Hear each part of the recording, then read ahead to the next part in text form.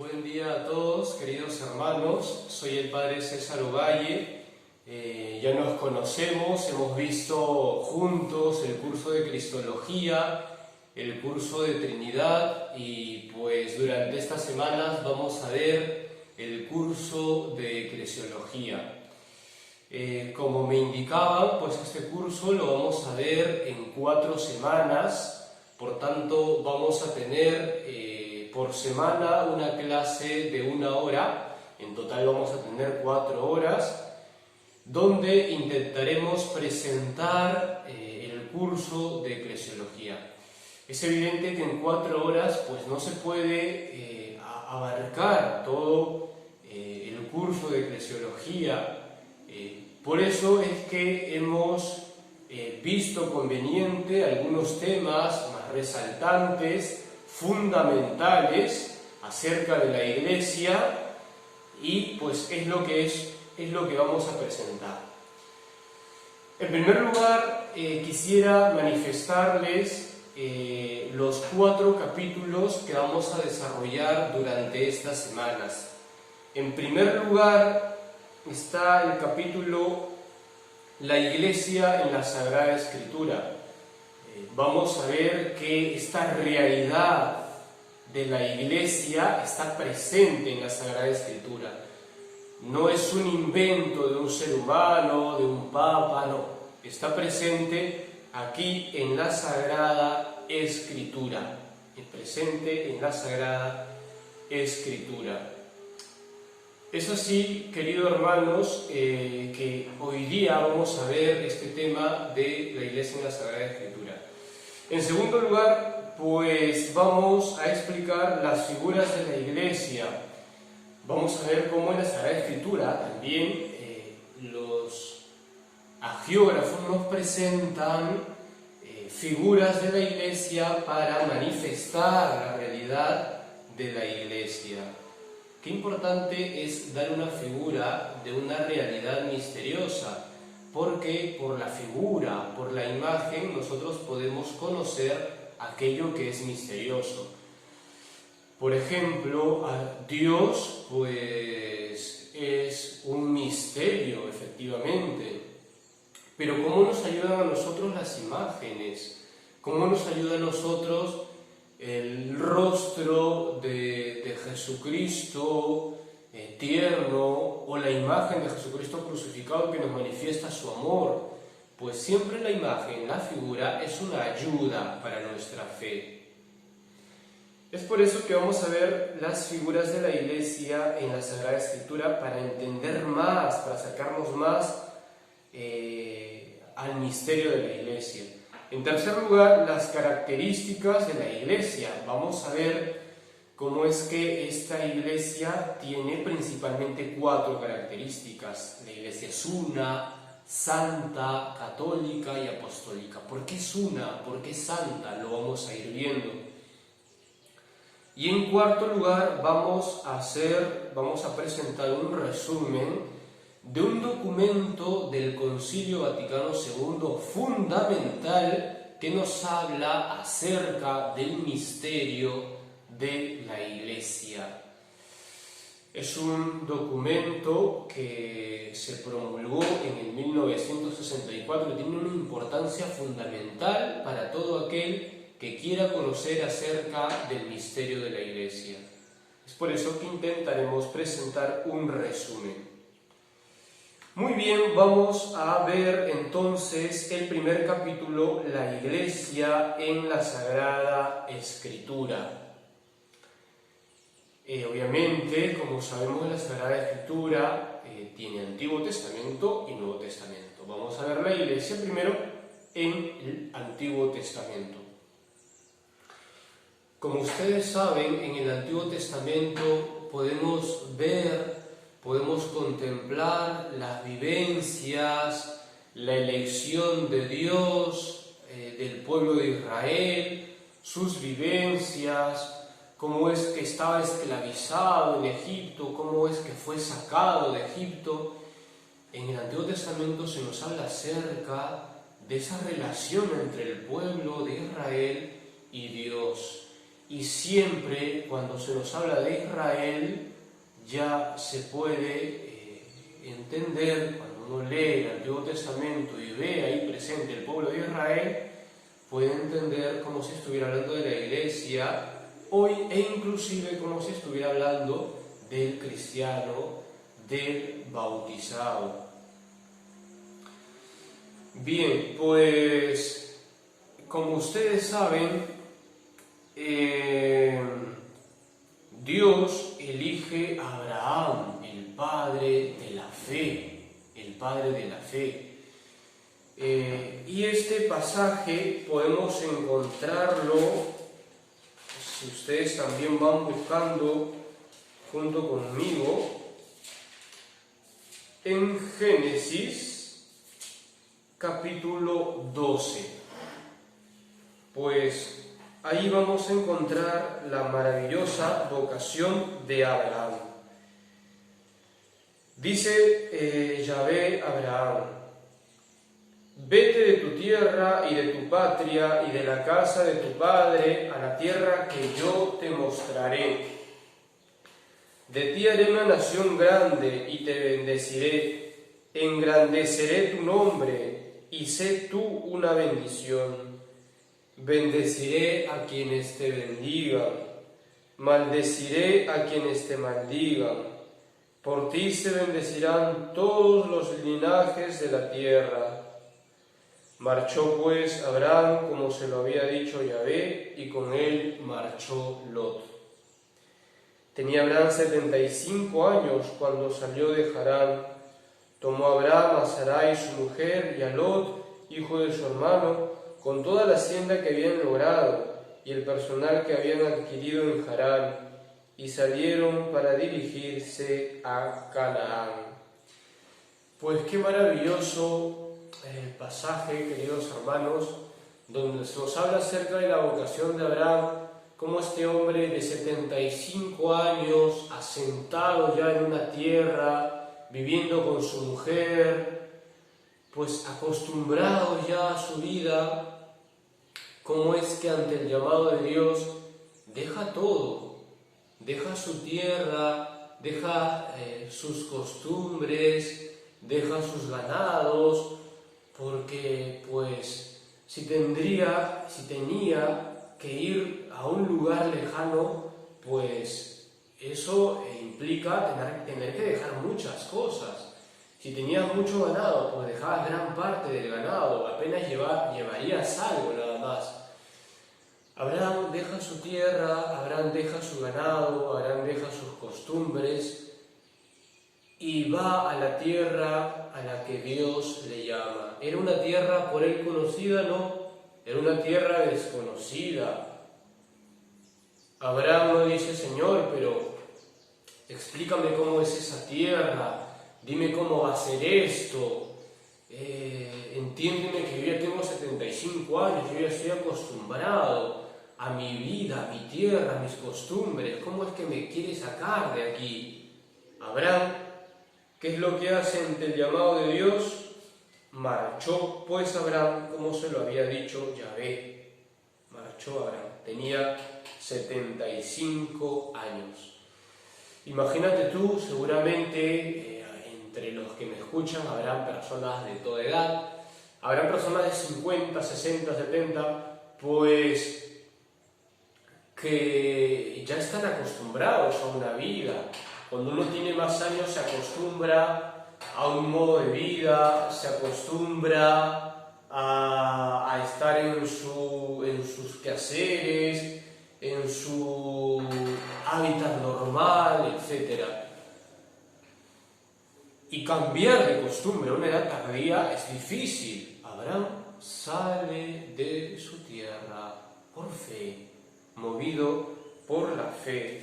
Abraham sale de su tierra. Pues entonces, qué bonita historia de nuestro padre Abraham, nuestro padre en la fe. Con Abraham se inicia esta aventura del pueblo de Israel con Dios. Luego, pasados muchos años, muchísimos años, pues el pueblo de Israel va creciendo, se asienta en Egipto y ahí sufren la esclavitud por parte de los egipcios. Vamos a leer cómo es que este pueblo de Israel sufre en el país de Egipto.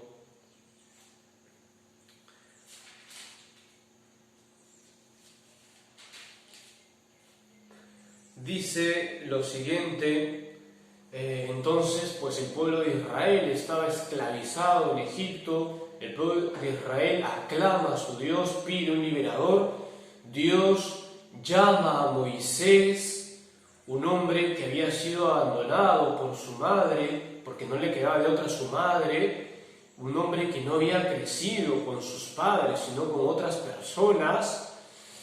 Pues Moisés, un hombre que desde el primer momento de su nacimiento, pues lo pasa mal, porque tiene que separarse de su madre, lo pasa mal. Dios se fija en Moisés, para liberar a su pueblo de Israel que está sufriendo en Egipto. Moisés quiere sacar al pueblo de Israel, pero eso no es fácil, el faraón se opone, pero Dios va realizando una serie de prodigios que le van diciendo al faraón: oye, reacciona, yo soy quien te estoy diciendo que dejes libre al pueblo de Israel, soy yo Dios. El faraón empecinado, Dios manda signos para decirle: mira, soy yo, Dios poderoso, quien está detrás de este deseo de liberación del pueblo de Israel, porque es mi pueblo a quien yo amo. Y pues se da una serie de plagas, etc. El faraón, al ver las plagas, al ver los prodigios del Dios de Israel, va a decir: bueno, ¿qué vamos a hacer? Salgan los israelitas, nos están perjudicando con sus plagas, salgan de aquí. Y es así que el pueblo de Israel pues sale del país de Egipto. Esto lo podemos encontrar en el libro del Éxodo, capítulo 13, especialmente en los versículos 17 hasta el capítulo 15, versículo 21. Ahí podemos encontrar la liberación de Egipto.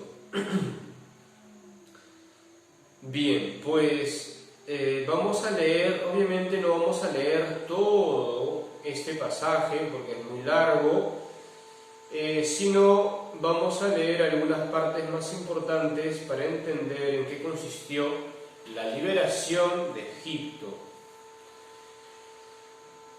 Bien, dice: cuando Faraón dejó salir al pueblo, estoy leyendo el versículo 17 del capítulo 13, cuando Faraón dejó salir al pueblo, Dios no los llevó por el camino de la tierra de los filisteos, aunque era más corto, pues se dijo Dios: no sea que al verse atacado se arrepienta el pueblo y se vuelva a Egipto. Los israelitas salieron bien equipados del país de Egipto. Y dice en el capítulo 14, versículo 1, habló Yahvé a Moisés diciendo: di a los israelitas que se vuelvan y acampen frente a Pi Hahirot, entre Migdol y el mar, enfrente de Baal Zephón. Frente a ese lugar acamparéis junto al mar. Faraón dirá a los israelitas: andan errantes en el país y el desierto les cierra el paso. Yo endureceré el corazón de Faraón y os perseguirá, pero yo manifestaré mi gloria a costa de Faraón y de todo su ejército, y sabrán los egipcios que yo soy Yahvé. Así lo hicieron. Pues aparentemente hay una contradicción ahí. Supuestamente Dios está con los israelitas, Dios acompaña a los israelitas, y de pronto nos dice el libro del Éxodo que Dios endurecerá el corazón del faraón y hará que los egipcios persigan a los israelitas. Pero ojo, Eso es para que se manifieste la gloria de Dios. ¿Cómo? Lo vamos a ver ahora. Antes de llegar a cómo es que se manifiesta la gloria de Dios, una puntualización, una aplicación para nuestra vida personal. Supuestamente, humanamente hablando, los sufrimientos es para nosotros, para la persona de a pie, pues un castigo, mejor dicho, mejor expresado, pues que Dios ya nos ha olvidado, qué malo es Dios. La palabra de Dios nos dice: Dios endurece el corazón del faraón para que persiga a mi pueblo y así se manifieste mi gloria. La cruz, el sufrimiento, la oscuridad es el ámbito propicio de la manifestación de la gloria del Señor. En este caso vamos a ver cómo se manifiesta la gloria del Señor. Pues los israelitas estaban escapando y en eso pues ya están cerca del mar. Dijo Yahvé a Moisés en el versículo 15: ¿por qué sigues clamando a mí? Di a los israelitas que se pongan en marcha, y tú alza tu cayado, extiende tu mano sobre el mar y divídelo, para que los israelitas entren en medio del mar a pie enjuto, que yo voy a endurecer el corazón de los egipcios para que los persigan, y me cubriré de gloria a costa de Faraón y de todo su ejército, de sus carros y de los guerreros. Sabrán los egipcios que yo soy Yahvé cuando me haya cubierto de gloria a costa de Faraón, de sus carros y de sus jinetes. Dios le dice a Moisés: sí, vas a tener enfrente el mar, pero alza tu cayado, el mar se abrirá. ¿Y qué es lo que sucede? Efectivamente, Moisés alza su cayado, extiende su mano sobre el mar, divide el mar. Los israelitas estaban como que entre la espada y la pared, el mar frente a ellos, los egipcios que venían a sus espaldas. Estamos abandonados por Dios. ¿Dónde está ese Dios que nos ha dicho que salgamos de los egipcios, del país de Egipto? ¿Dónde está ese Dios? Estamos ahora acorralados entre el mar y los egipcios. ¿Dónde está ese Dios? Pues, como le había dicho Dios a Moisés: alza tu cayado, extiende tu mano, y el mar se dividirá. Y efectivamente sucede ese prodigio admirable. Estaban entre la espada y la pared, el mar, los egipcios, y se abre el mar prodigiosamente. Los israelitas cruzan el mar y pues ven cómo es que Dios está realizando ese prodigio con su pueblo, con el pueblo de Israel. Así logran cruzar el mar, logran escapar de los egipcios, y cuando los egipcios ven que Dios ha realizado ese prodigio, que ha dividido el mar y que están pasando por ahí los israelitas, los egipcios van detrás, también quieren cruzar el mar por ese lado donde Dios había dividido el mar. Y cuando los israelitas habían terminado, ya estaban sanos y salvos fuera del mar, pues ¿qué sucede? En medio del mar, los egipcios, que también querían terminar de cruzar el mar los tapa, los cubre a los egipcios y mueren ellos, sus jinetes, sus carros quedan destrozados, zarandeados por el mar, y de esa manera Dios, con su brazo poderoso, ayuda una vez más a su pueblo muy amado. Ese prodigio maravilloso que realizó Dios, pues nunca se les olvidará al pueblo de Israel. Tal es la alegría del pueblo de Israel que entonan un canto. En el capítulo 15 lo podemos encontrar. Se titula ese cántico el canto triunfal. Canto a Yahvé, pues se cubrió de gloria, arrojando en el mar caballo y carro. Mi fortaleza y mi canción es Yahvé. Él es mi salvación, Él, mi Dios, yo le glorifico, el Dios de mi Padre, a quien exalto.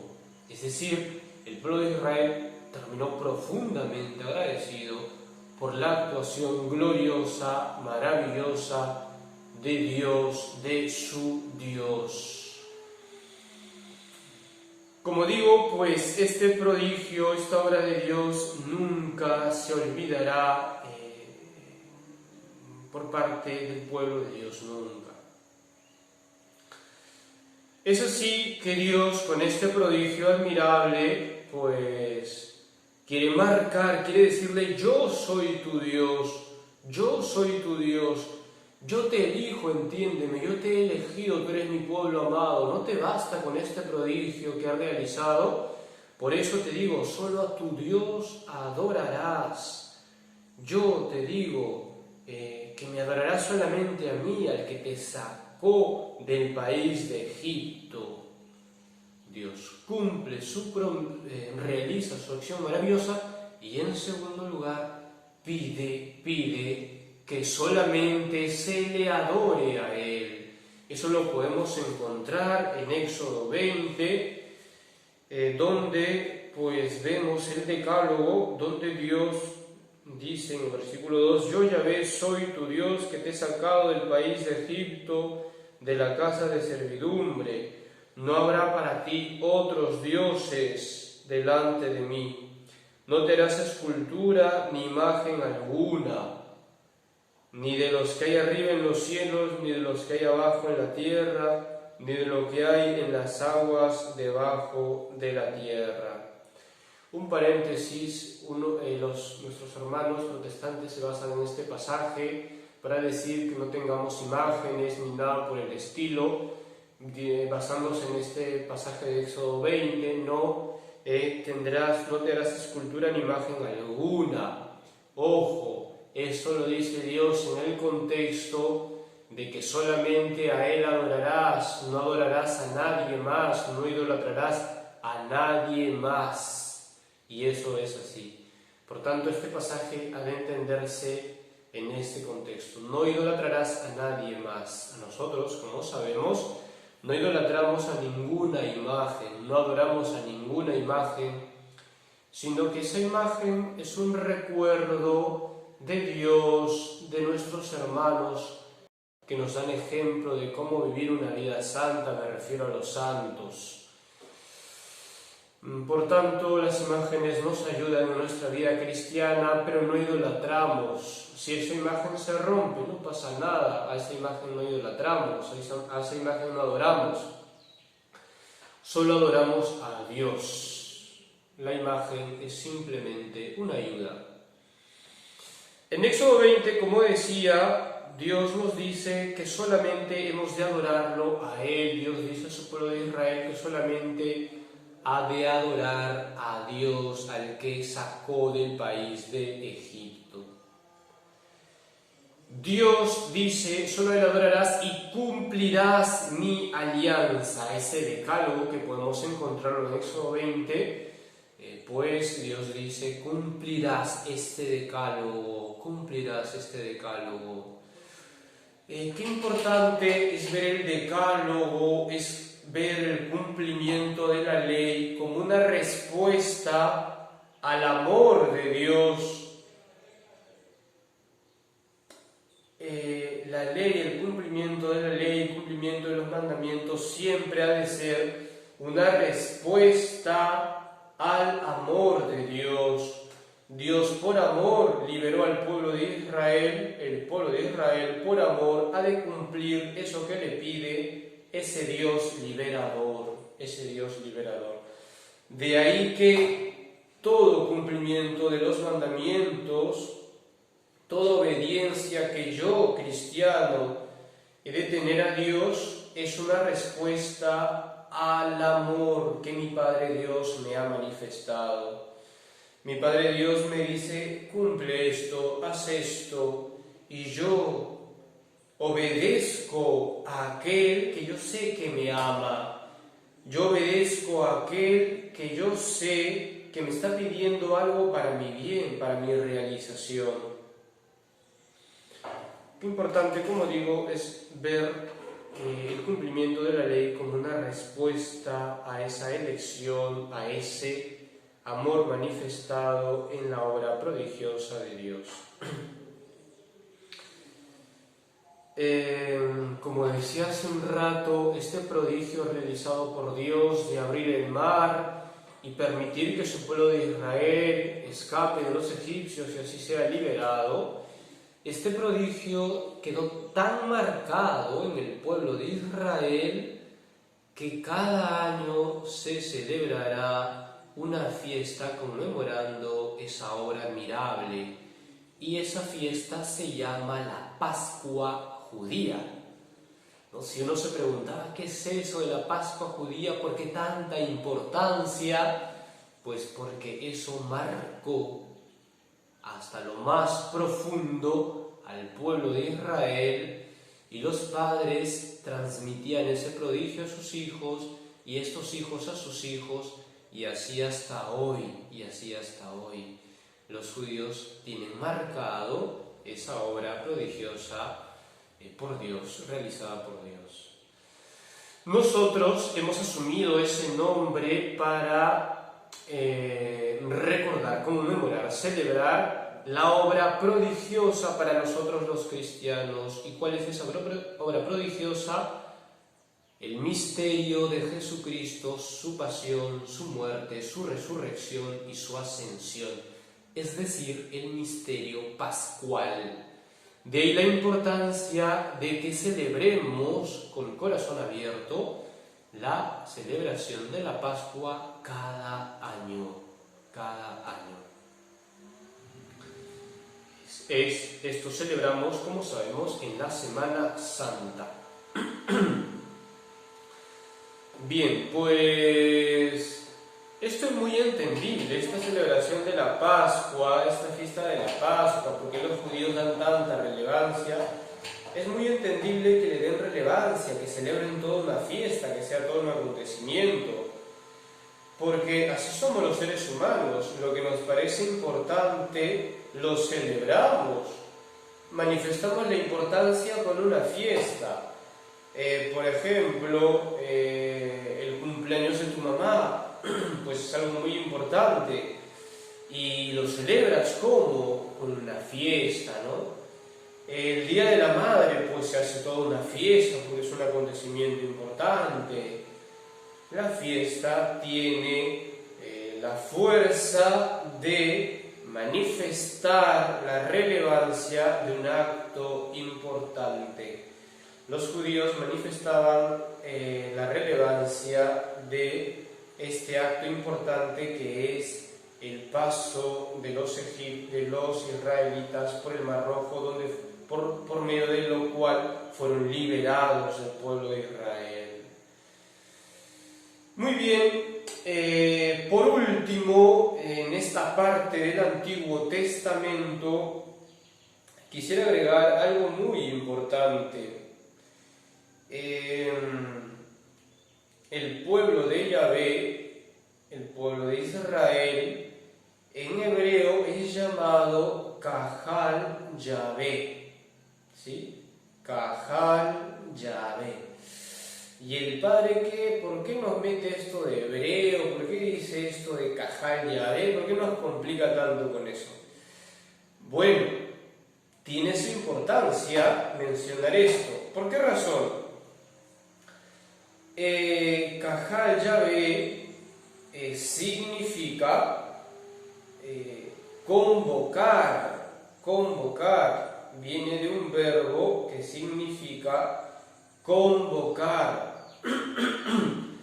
Por tanto, pueblo de Israel, Kahal Yahvé no es simplemente un pueblo de Israel. El pueblo de Yahvé no simplemente significa eso, ¿no? Es específicamente el pueblo convocado por Yahvé, el pueblo llamado por Yahvé. ¿Por qué ese pueblo está reunido? Porque Yahvé lo ha convocado, Yahvé le ha dado cita. Qué importante, por tanto, es conocer la etimología del pueblo de Israel. Cajal Yahvé, es decir, los convocados por Yahvé. De hecho, la palabra iglesia, nosotros hablamos tanto de iglesia por aquí, iglesia por allá, pero no sabemos muchas veces el significado a fondo de esta palabra iglesia. Iglesia, ¿qué cosa es? Asamblea. Por tanto, también tiene relación con el cajal, es decir, los convocados. Tú eres parte de la iglesia porque has sido convocado por Dios, porque has sido llamado por Dios, por mérito de Dios. Tú perteneces a la iglesia, yo pertenezco a la iglesia, porque un día hemos sido bautizados y con el bautismo hemos sido llamados a formar parte de esta iglesia. Entonces, que no se te olvide, iglesia significa asamblea, los convocados. ¿Por quién? Por Dios, por supuesto. Muy bien, queridos hermanos, de esa manera pues hemos llegado al fin de esta parte del Antiguo Testamento. Ahora pasamos al Nuevo Testamento. Ojo, estamos en el capítulo primero, la iglesia en la Sagrada Escritura. Estamos conociendo a la iglesia en la Sagrada Escritura. Ya hemos visto en el Antiguo Testamento, ahora vamos a ver en el Nuevo Testamento. En primer lugar, pues hablar de la iglesia en el Nuevo Testamento necesariamente es hablar de Jesucristo. Jesucristo, como podemos encontrar en Mateo 5:17, les pido que busquen conmigo Mateo 5:17. Ahí podemos encontrar el siguiente pasaje.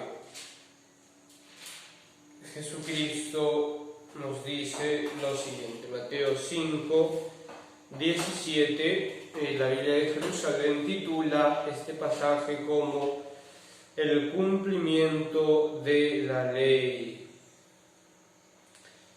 No penséis que he venido a abolir la ley y los profetas, no he venido a abolir, sino a dar cumplimiento.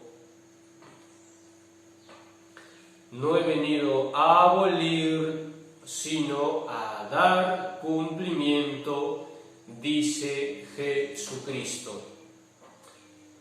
Pues todo lo que Dios había prometido en el Antiguo Testamento, con Jesucristo no se elimina esas promesas, no se elimina esa palabra de Dios dada a su pueblo de Israel, no. Jesucristo dice, no he venido a abolir la ley, el Antiguo Testamento, sino he venido a darle plenitud, a darle cumplimiento.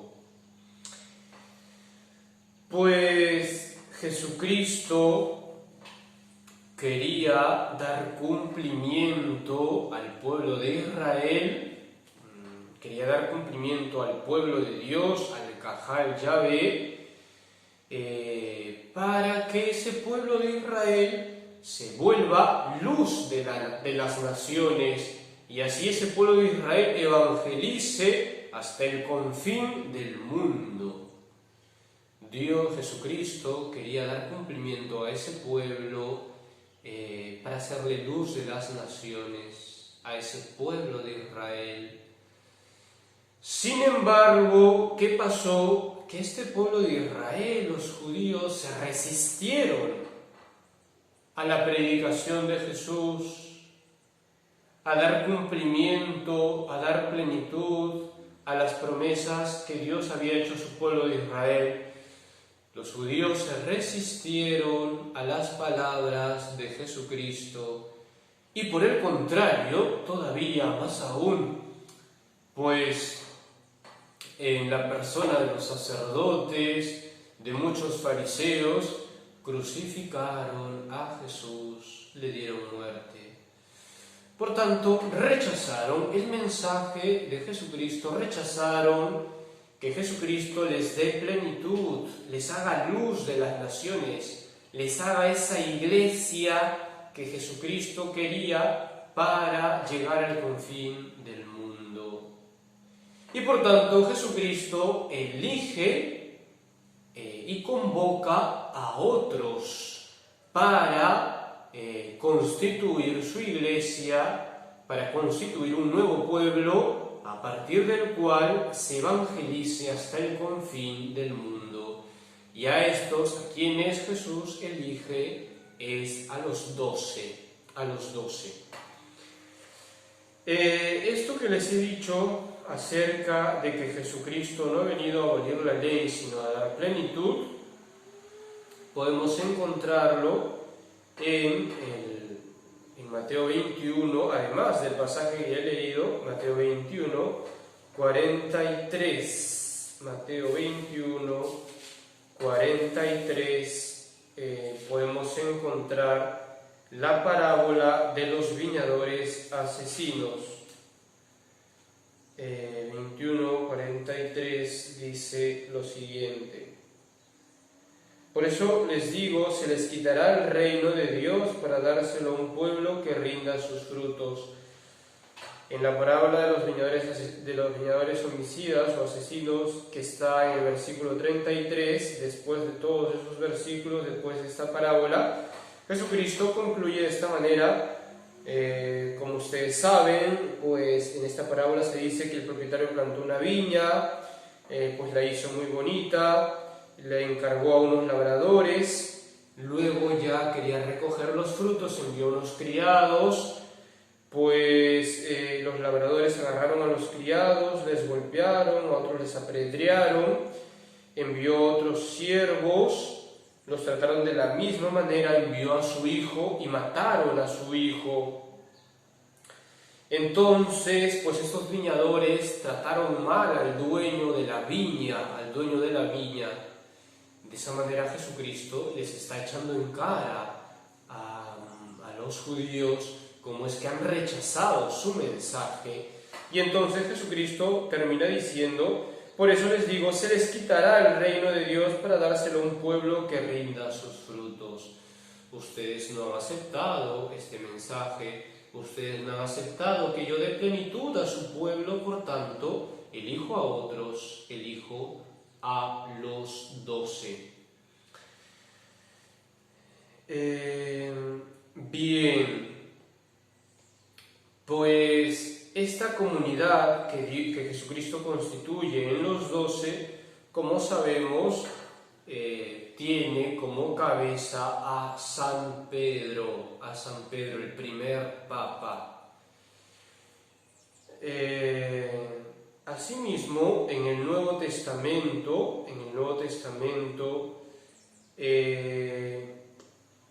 San Pablo, por ejemplo, sí, vamos a hablar un poco de San Pablo brevemente. San Pablo nos presenta la Iglesia por medio de unas figuras, por medio de unas imágenes para entender qué cosa es la Iglesia. Esto acerca de las figuras lo vamos a ver en el siguiente capítulo, pero ya desde ahora pues simplemente quisiera decirles algo. No vamos a ahondar porque no es la idea. San Pablo en sus cartas presenta a la Iglesia como un cuerpo. En 1 Corintios 12:12, dice lo siguiente: pues del mismo modo que el cuerpo es uno, aunque tiene muchos miembros, y todos los miembros del cuerpo, no obstante su pluralidad, no forman más que un solo cuerpo, así también Cristo. Qué importante. Del mismo modo que tu cuerpo tiene muchos miembros, pero todos esos miembros forman un solo cuerpo, así también la Iglesia es una sola, forman el cuerpo de Jesucristo, pero está conformada por muchos miembros, por ti, por mí, por todos los bautizados. San Pablo suele presentar a la Iglesia como cuerpo. Qué importante es presentar a la Iglesia con esta figura para entender que todos formamos una unidad, que todos estamos llamados a vivir unidos, porque formamos un solo cuerpo, porque formamos una sola realidad. San Pablo también presenta a la Iglesia como esposa de Jesucristo.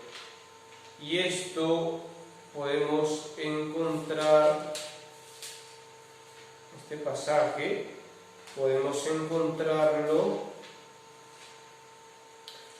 en la carta a los Efesios, capítulo 5, versículo, vamos a leer el 25. Maridos, amen a vuestras mujeres como Cristo amó a la Iglesia y se entregó a sí mismo por ella para santificarla.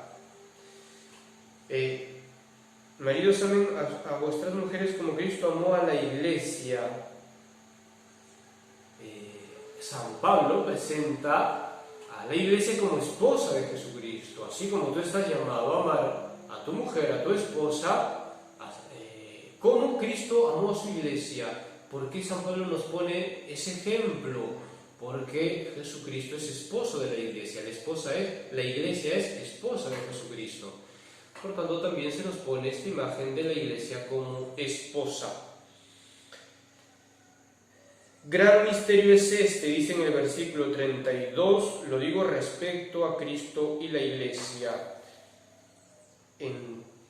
Bien, pues, como digo, qué importante es presentar a la Iglesia como esposa para entender así que yo, que soy miembro de la Iglesia, estoy llamado a ser esposo de Jesucristo.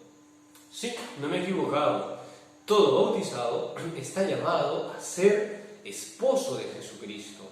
No solamente los consagrados, sino también los casados.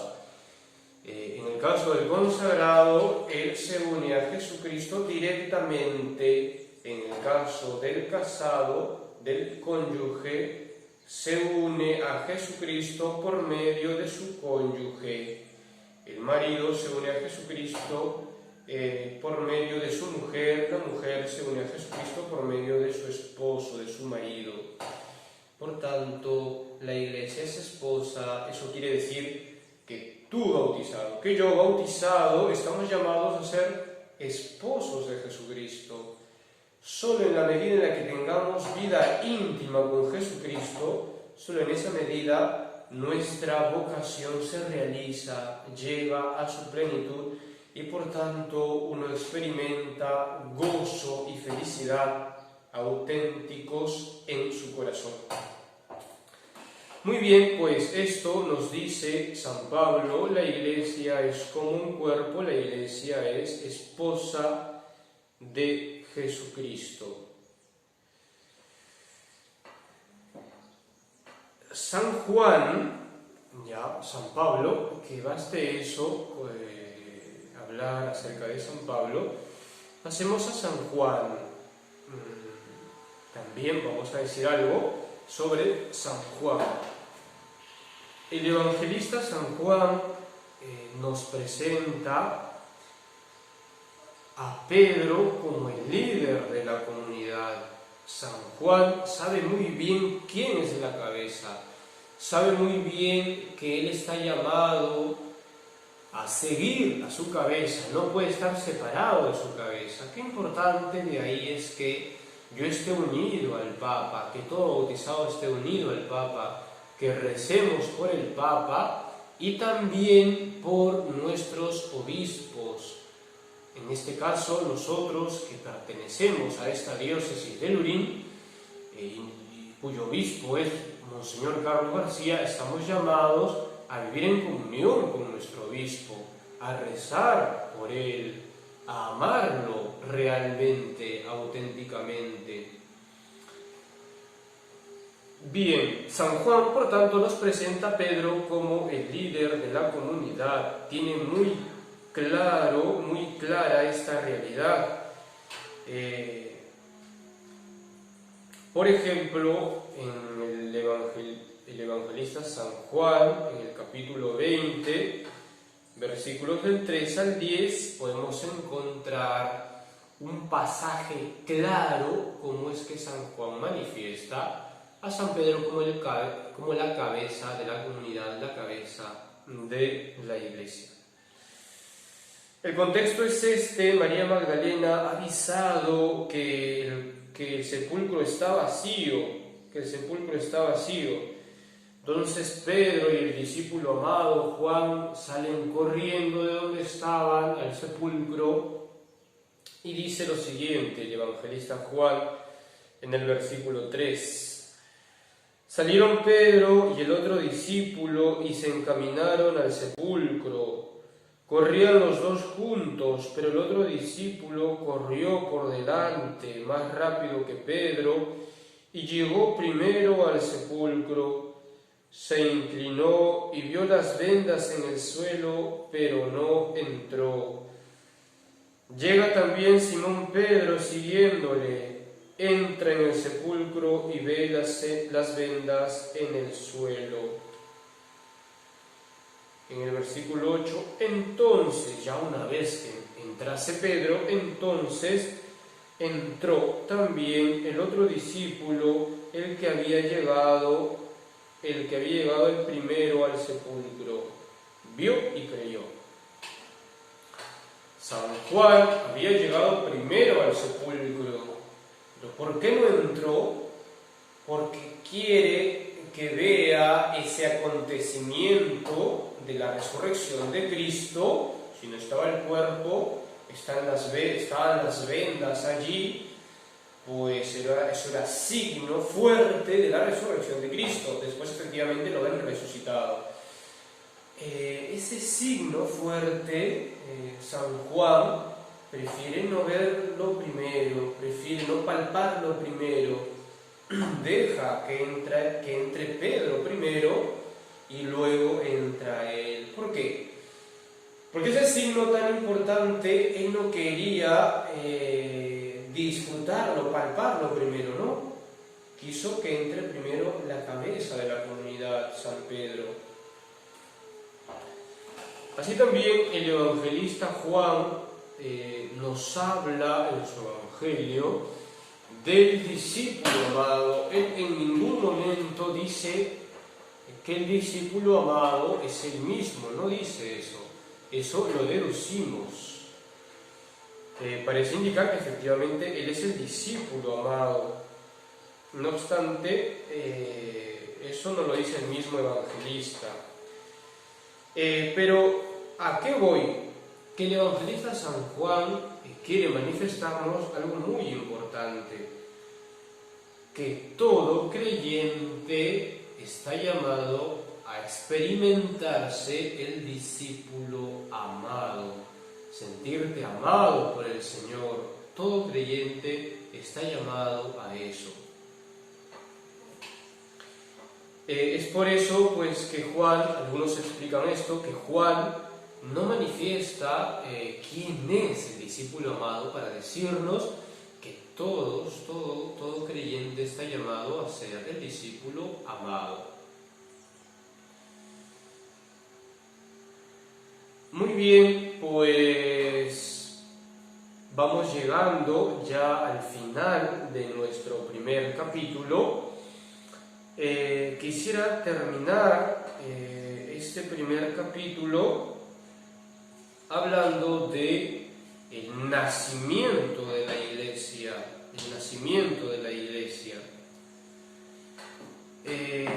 Muchas veces uno se pregunta: ¿y cuándo nació la Iglesia?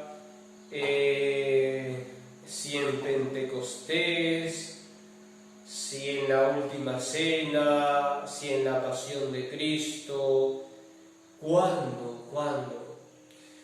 Bien, pues el catecismo de la Iglesia es muy directo al darnos la respuesta de cuándo nace la Iglesia. Y por tanto, conviene que les diga primero, ante todo, esta respuesta directa del catecismo. ¿Y por qué hablamos de una respuesta directa? ¿Acaso hay una respuesta indirecta? Primero vamos a ver lo que nos dice el catecismo. Ante la pregunta, ¿cuándo nace la Iglesia? Tú debes de saber muy bien, te debe quedar muy claro lo que dice el catecismo de la Iglesia. La Iglesia nace del costado abierto de Jesucristo. La Iglesia, por tanto, nace en la cruz. Nace en la cruz. Esto nos dice el catecismo de la Iglesia Católica. Por tanto, ¿cuándo nace la Iglesia? En la cruz. Nace del costado abierto de Jesucristo, muerto en la cruz. Muerto en la cruz. Una vez que nos haya quedado bien claro eso, veamos un pasaje del documento Lumen Gentium. Es un documento fundamental para los que quieran saber más acerca del misterio de la Iglesia. De hecho, que vamos a dedicar todo un capítulo a presentar este documento Lumen Gentium. No obstante, como estamos hablando del Nuevo Testamento y los acontecimientos principales del nacimiento de la Iglesia se dan en el Nuevo Testamento, conviene que en este punto hablemos acerca de los actos de Cristo por los cuales se constituye, se funda la Iglesia. De esto nos habla Lumen Gentium en el numeral 2. Ustedes, si no tienen el Concilio Vaticano II, en internet lo pueden encontrar, ponen Lumen Gentium y seguro que les va a salir rápidamente el documento Lumen Gentium. Una vez que hayan encontrado ese documento, van a buscar en el numeral 2. Van a buscar el numeral 2 para encontrar el pasaje del que les quiero hablar. En el numeral 2, más o menos en la mitad, dice: a todos los elegidos desde toda la eternidad, el Padre los conoció de antemano y los predestinó a ser conformes con la imagen de su Hijo, para que éste sea el primogénito entre muchos hermanos. Determinó convocar, ojo aquí, a los creyentes en Cristo en la Santa Iglesia, la cual, prefigurada ya desde el origen del mundo, preparada admirablemente en la historia del pueblo de Israel y en el Antiguo Testamento, fue constituida en los últimos tiempos y manifestada por la efusión del Espíritu Santo, y se perfeccionará gloriosamente al fin de los tiempos. Como ustedes se han dado cuenta, hemos enfatizado 5 verbos: prefigurada ya desde el origen del mundo, preparada admirablemente en la historia del pueblo de Israel y en el Antiguo Testamento, fue constituida en los últimos tiempos y manifestada por la efusión del Espíritu Santo, y se perfeccionará gloriosamente en los últimos tiempos. 5 verbos muy importantes. ¿Por qué? Porque con estos 5 verbos el documento Lumen Gentium en el numeral 2 nos quiere manifestar que la Iglesia se constituye, es fundada de esta manera. Es verdad que hemos dicho que nace en la cruz, pero si bien es cierto, lo que nos dice el catecismo es así, el misterio más amplio nos lo manifiesta Lumen Gentium. ¿Por qué? Porque si bien es cierto, la Iglesia nace en la cruz de Cristo, ha sido ya pensada desde antes de la creación del hombre, ha sido pensada por Dios, prefigurada, por tanto. En el Antiguo Testamento ya ha sido preparada esa iglesia, ha sido preparada. Tercero, pues, ha sido, como hemos escuchado bien en Lumen Gentium 2, este verbo constituida, en los últimos tiempos. Los últimos tiempos son los tiempos de la plenitud, cuando Jesucristo vino al mundo, pues fue constituida con Jesucristo, manifestada por la función del Espíritu Santo. Esa iglesia que ha sido constituida por Jesucristo ha sido manifestada por el Espíritu Santo. Esa iglesia que todavía es imperfecta, será perfeccionada en el fin de los tiempos, cuando Jesucristo venga por segunda vez. Por tanto, el misterio de la Iglesia nos desborda. Es un misterio tremendo, como digo, ha sido ya prefigurada antes de la creación del hombre y será perfeccionada en el fin de los tiempos.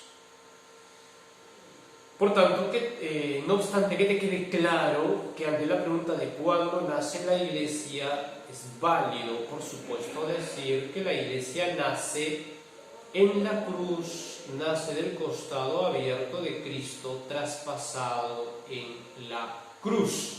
Qué importante es esto. Solamente dos cosas para finalizar nuestro primer tema de nuestro curso de eclesiología. Pues primero, que si la Iglesia nace del costado abierto de Jesucristo, si la Iglesia nace en la cruz, si este misterio de salvación nace en la cruz, quiere decir que toda salvación se da por la cruz. Por tanto, cada vez que tú experimentes cruz en tu vida, cualquier tipo de sufrimiento, y lo asumas y lo unas al misterio de Jesucristo, muerto y resucitado, pues al unir tu sufrimiento a la cruz de Cristo, estás dando fruto abundante, estás dando salvación. ¿Por qué? Porque te estás uniendo a la cruz de Cristo, y de la cruz de Cristo sale salvación siempre. Pues nada, espero que te haya ayudado este primer tema de nuestro curso de eclesiología, nuestro breve curso de eclesiología. Espero que te haya ayudado, y puedes enviar tus dudas, tus consultas al correo del canal de YouTube, Padre César Ovalle.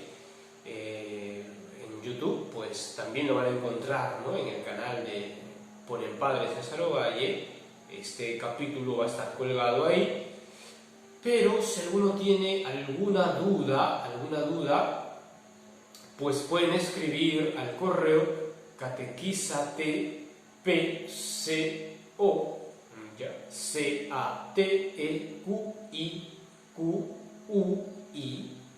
CATEQUISATE, catequízate, seguido PCO de Padre César Ovalle, @gmail.com.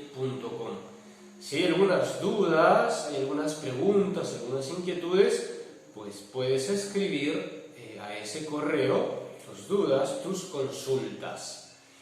Que el Señor te bendiga a ti y a toda tu familia, que tengas un excelente día y nos vemos la próxima semana en nuestro segundo capítulo, las figuras de la Iglesia. Veremos cómo es que la Iglesia, además de las figuras que ya hemos dicho, veremos cómo es que la Iglesia es también llamado el pueblo de Dios. ¿Por qué es el pueblo de Dios? Porque la Iglesia es manifestada con la figura del redil. Porque la Iglesia es manifestada también con el nombre de un sacramento. La Iglesia es como un sacramento.